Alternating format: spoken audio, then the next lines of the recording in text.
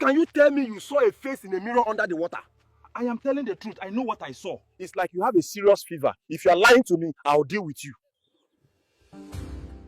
The fisherman did not wait another second. Fear pushed him forward like a strong wind. He ran from the river straight to the village, his feet hitting the dusty ground hard, his chest burning as he breathed fast. Sweat poured down his face, but he did not stop. His mind kept seeing the same image again and again, the mirror under the water, the beautiful face inside it, the lips whispering, "Please help me." When he reached the house of his best friend, Dare, he banged on the wooden door loudly again and again. Bang, bang, bang. The door almost shook. From inside, a sharp voice answered quickly, like someone who had not been sleeping at all. "Who is that?" Dare shouted. "It's me," the fisherman replied, almost shouting but trying to keep his voice low. "Come outside, quick." There was a small silence. Then the door opened. Dare stepped out, his eyes sharp, his face serious. "What is it?" he asked. "Why are you breathing like this? Did something chase you?" The fisherman did not answer immediately. He looked left, then right, making sure no one was nearby. He moved close to Dare and leaned toward his ear. His voice dropped into a whisper as he told him everything about the river, the broken hook, the mirror, the face inside it, the crying voice begging for help. Dare's eyes grew wider with every word. When the fisherman finished, Dare stepped back slowly, staring at him like he was looking at a mad person. "Wait," Dare said, raising his hand. "Are you telling me the truth, or is this one of your tricks?" He looked the fisherman up and down. "How can you tell me you saw a face in a mirror under the water?" Dare asked, his voice full of doubt. He reached out and touched the fisherman's forehead. "Maybe you have fever," he said. "You should go and treat yourself."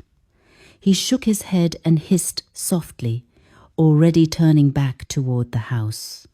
"Go home," he added. "Stop saying strange things." The fisherman panicked. He grabbed Dare's arm tightly. "I swear on my life," he said, his voice shaking. "I am telling the truth. I saw it with my own eyes." Dare stopped. He turned slowly and looked at his friend's face again. This time he saw fear, not joking. He saw confusion, not lies.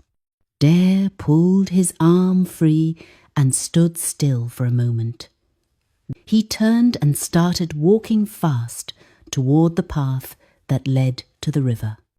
"If this is a lie," he said, "I will deal with you." The fisherman did not argue.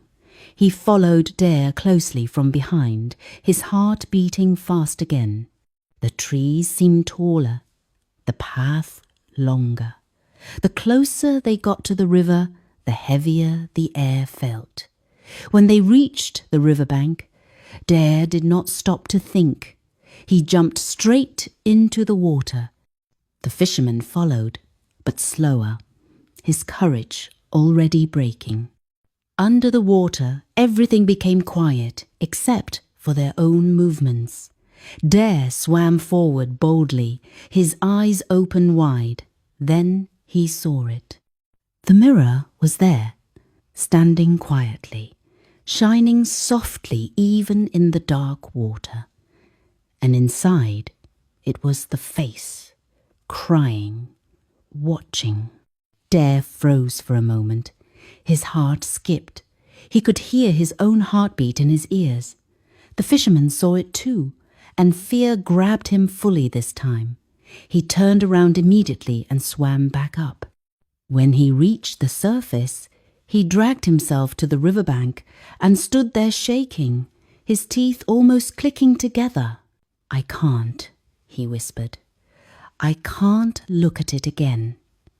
Under the water, Dare moved slowly toward the mirror. His hands were shaking, but he stretched one forward gently. The face inside the mirror looked straight at him, tears rolling down her cheeks. "Please," she whispered again, her voice reaching his ears even under the water. Dare grabbed the mirror quickly and pushed himself up. He came out of the water, holding it tightly. As soon as the mirror broke the surface, the crying became clearer. "Please help me," the voice said loudly now. Dare almost dropped the mirror in shock.